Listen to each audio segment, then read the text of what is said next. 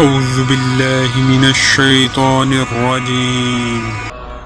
لا إله إلا الله وحده لا شريك له له الملك وله الحمد يحيي ويميت وهو حي لا يموت أبدا أبدا ذو الجلال والإكرام بيد الخير وهو على كل شيء قدير.